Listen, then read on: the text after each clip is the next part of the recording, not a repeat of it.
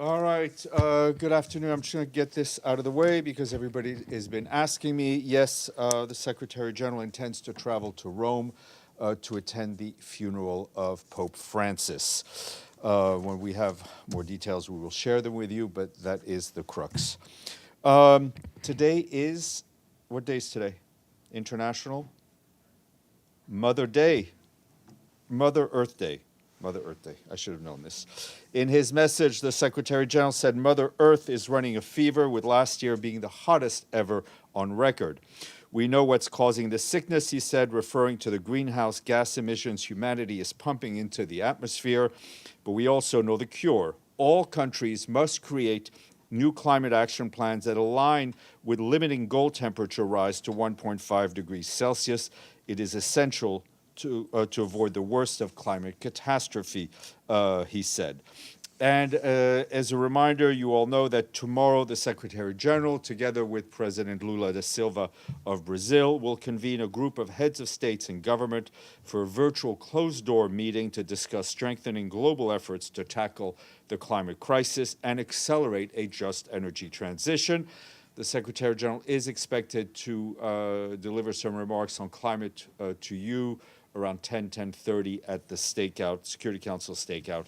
After the meeting, we'll convene with more, we'll share more details as we have them. And what better way to celebrate Mother Earth Day than to have a fashion show. This afternoon, we will be unveiling our new tour guide uniform collection at 6:15 during a fashion show in the Sputnik area of the visitors' lobby.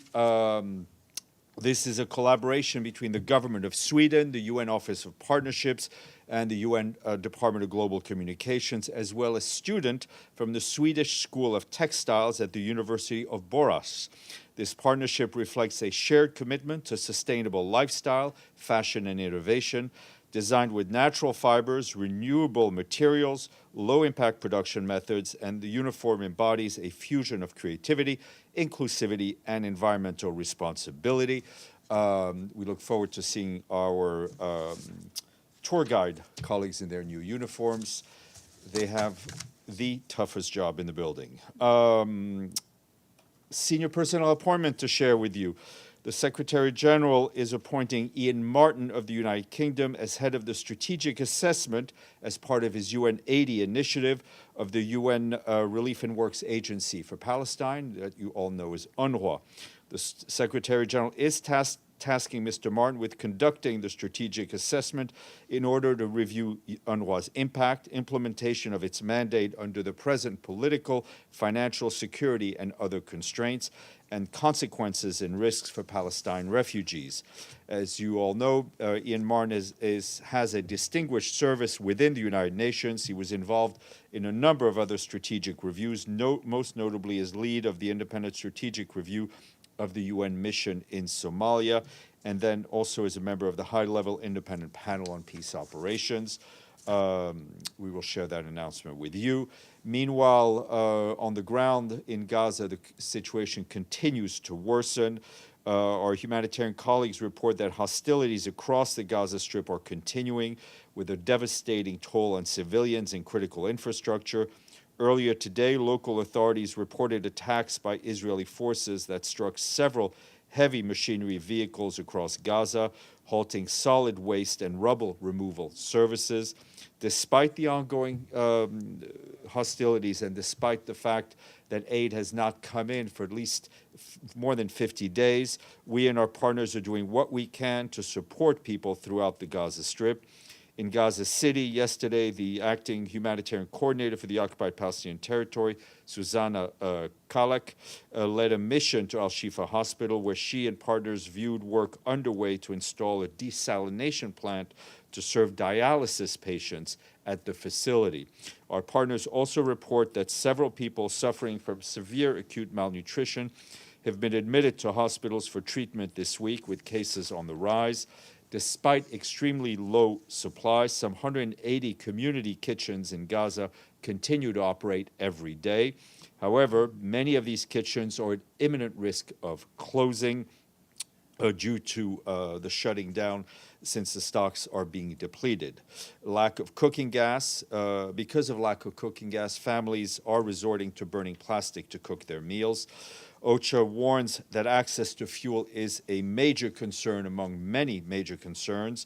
There are modest quantities available in Rafah and at the north of Gaza, but they cannot be accessed due to displacement orders and locations of these fuel depots in no-go zones.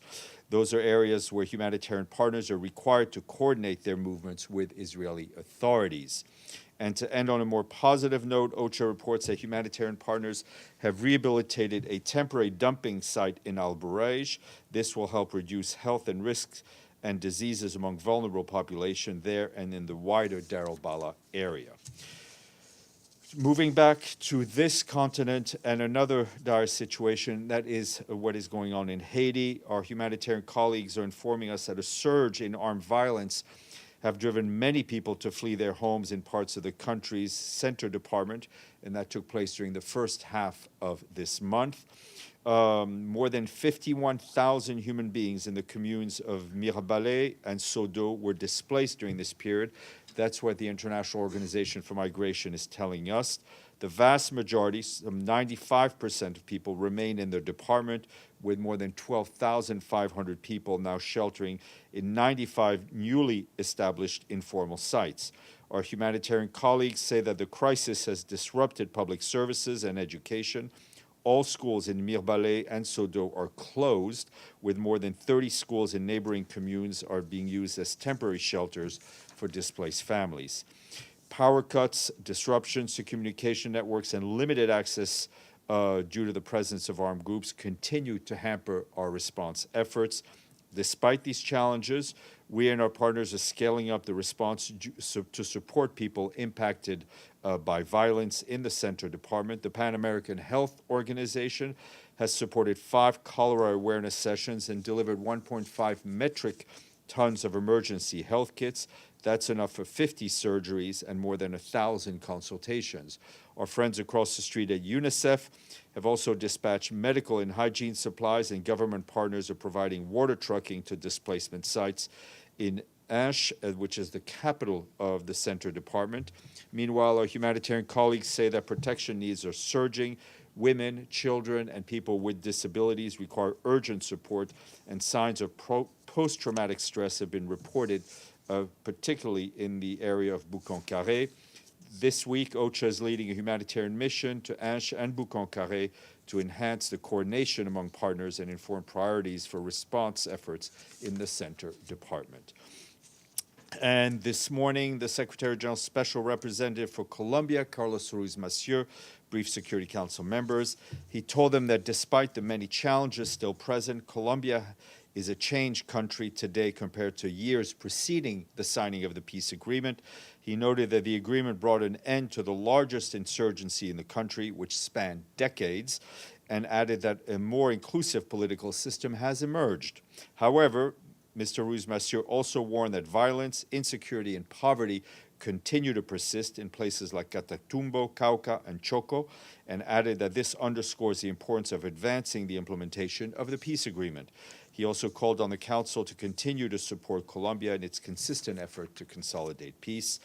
And from nearby Bolivia, our humanitarian colleagues tell us that our resident coordinator there, Ana Martinen Pon, is leading our support for to help the government-driven response to major flooding. Overflowing rivers have claimed 55 lives, destroyed 6,000 homes, and caused a significant loss of livestock. As of now, more than 9 million hectares of land remain flooded. Nearly 700,000 people have been directly impacted, with indigenous and rural communities disproportionately impacted. We and our partners have provided food, health protection, water, and sanitation assistance to more than 50,000 people in 44 municipalities. 103 million United States dollars is required to effectively respond to the scale and severity of the crisis. Our emergency relief coordinator, Tom Fletcher, has sent out $1 million from the Central Emergency Response Fund to kickstart to help provide life-saving assistance to more than 15,000 people and to scale up the response. Turning to Ukraine, our humanitarian colleagues on the ground tell us that civilians in Ukraine continue to suffer the impact of hostilities over the Easter period. Ukrainian authorities reported nearly 190 civilian casualties between April 18th and today. The most severe attack occurred in Kharkiv on Good Friday, injuring several people and damaging schools and homes, that was reported to us by the authorities. The humanitarian coordinator for Ukraine, Matthias Schmale, condemned that attack and others over the period that also took place in Dnipro and Kherson, calling the violence unbearable for civilians. Our humanitarian colleagues note that despite a ceasefire declared by the Russian Federation and agreed to by Ukraine from the 19th through the 20th of April, both sides continued to fight. In Ukraine, frontline areas in Kherson, Donetsk continue to be hit, causing dozens of casualties and damage to homes and infrastructure, according to local authorities. This included a drone attack in the Donetsk region on Sunday when a clearly marked aid vehicle returning from an evacuation mission was damaged, injuring one civilian. Evacuations from frontline areas are continuing, particularly Kherson, where civilians will be transported to safer regions by rail and bus. Since Ukraine regained control of parts of Kherson, nearly 50,000 people have been evacuated, including more than 6,700 children. Nearly 480 people with limited mobility have also been evacuated. During a recent visit to Kherson and Mykolaiv regions, Mr. Schmale called for continued support to meet urgent humanitarian needs. And lastly, on a closing note, I think you would agree that almost every day here at the UN, we hear powerful speeches with strong messages. However, few things are as powerful as art. And today we mourn the loss of Zurab Tsereteli, the artist who created one of the most iconic pieces of art on the UN campus. His sculpture, Good Defeats Evil, which sits on the North Lawn at about 47th Street, is a modern take on St. George defeating the dragon. The dragon in this case is a nuclear missile being slain by St. George on horseback. The sculpture commemorates the 1987 signing by the United States and the Soviet Union of the Treaty on the Elimination of Intermediate Range and Short Range Nuclear Missiles. The sculpture was given to us by the Soviet Union in 1990.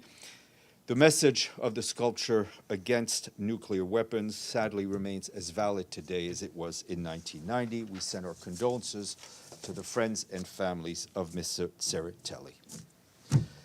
Edie Lederer. Thank you, Steph.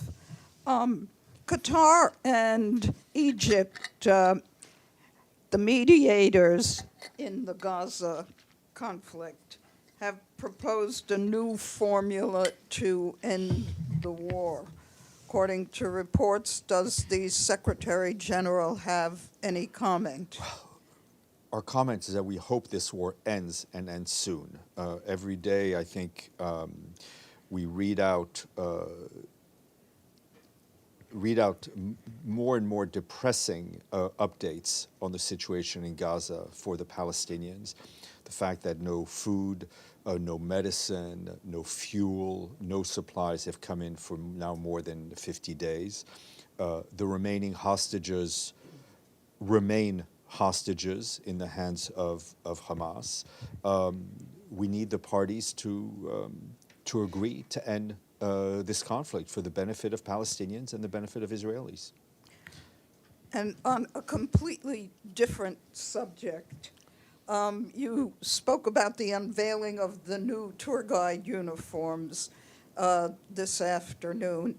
The tour guides have traditionally been able to wear national dress. Will that continue? Yes, of course. well? They will. They have the option of wearing their uniforms or national dress. I'm currently wearing my national dress, in case you were asking. Michelle, minus the beret. I never wear one. And the baguette. Yeah, that's not part of the dress. It's just part of the. Bottle of wine? Yeah, Bottle yeah, of exactly. You mentioned that the Secretary General is going to Rome for the I did. funeral. President Trump is also going to Rome. Are there any plans to try and... Right now, we're working on getting him seats on a plane, and then we can work on the plans once he gets there. Okay, and just on that note, we're approaching 100 days of the new US administration, what would be the Secretary General's assessment, description of the impact of this new administration on the world? An interesting time for journalists. Amélie. Yeah.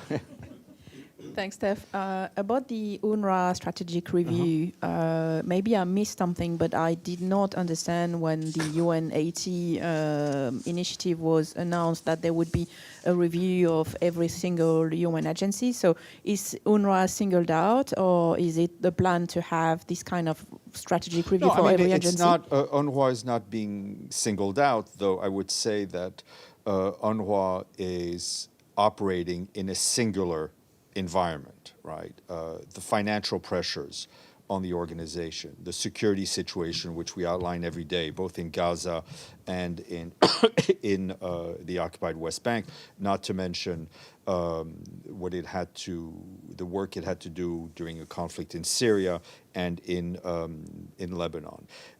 I just want to make one thing clear. This is not about changing UNRWA's mandate. UNRWA's mandate has been given to the by the General Assembly.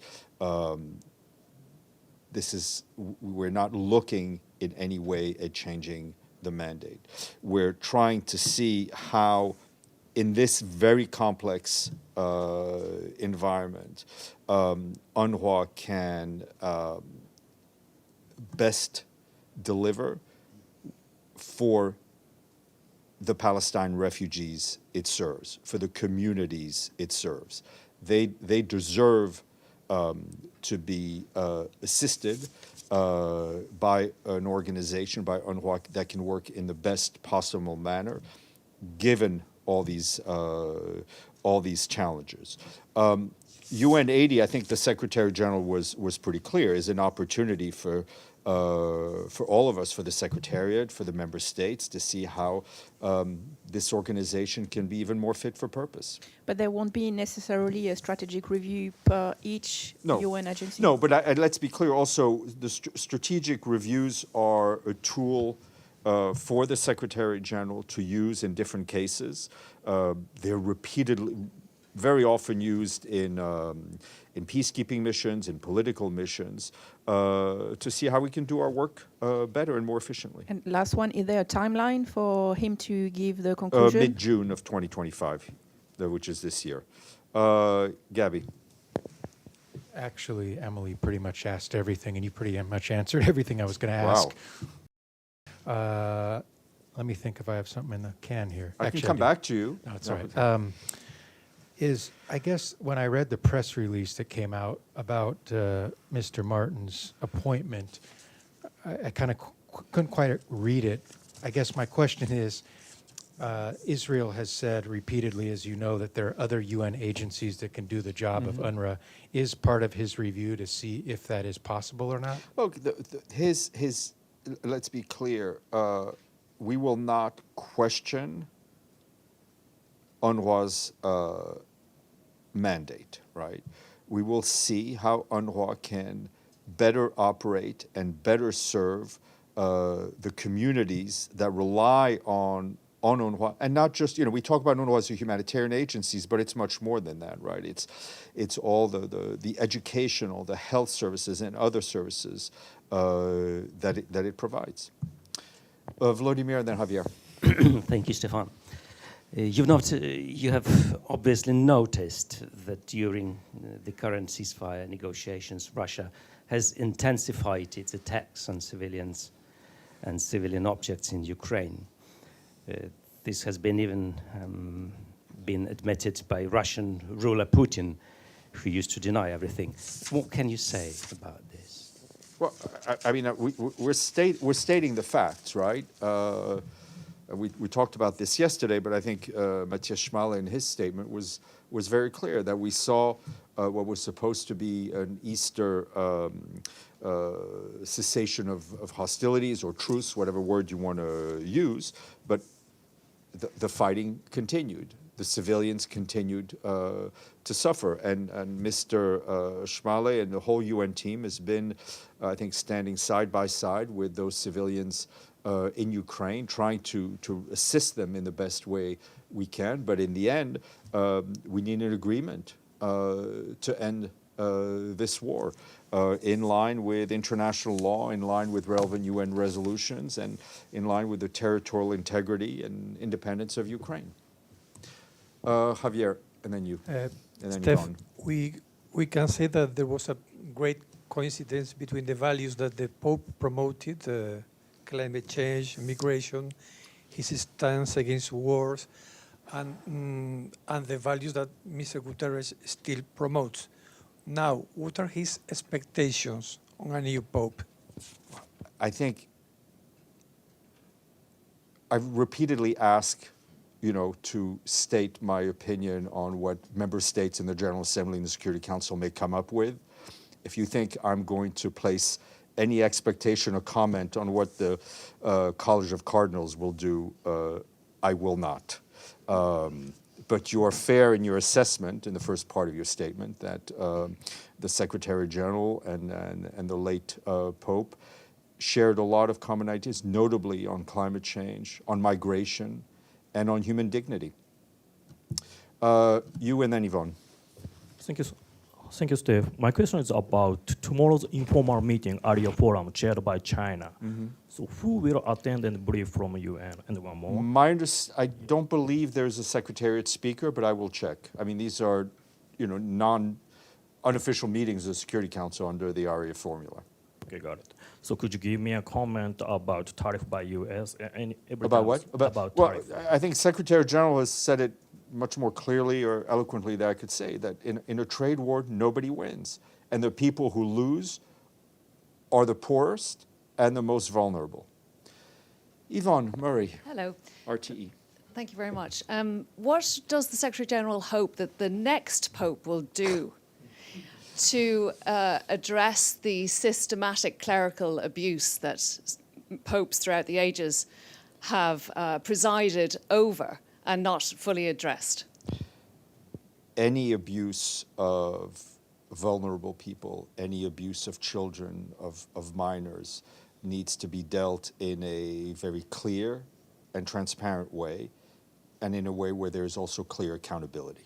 Okay, but will he be bringing that message to Rome this weekend? I think what he will be bringing to Rome this weekend is to pay his respect to the Pope that was just deceased and attend his funeral. I don't expect him to have any other meetings. Sorry, he's not going to raise that at any point. He's been Because invited obviously to there attend are a funeral. thousands of victims of No, clerical abuse. and I think I've answered that clearly. Whether it's, let's be honest, the UN has had to deal with its own issues relating to sexual abuse. And I think we've come a long way. We've provided a victim-centric approach. We've been much more transparent. We've been much more vocal in pushing for accountability from member states for those soldiers and civilians that abused the population that they were sent to care. We hope that every organization that faces these things have efforts in that way. All right, any questions online? Excellent. You shall be released, and you are released.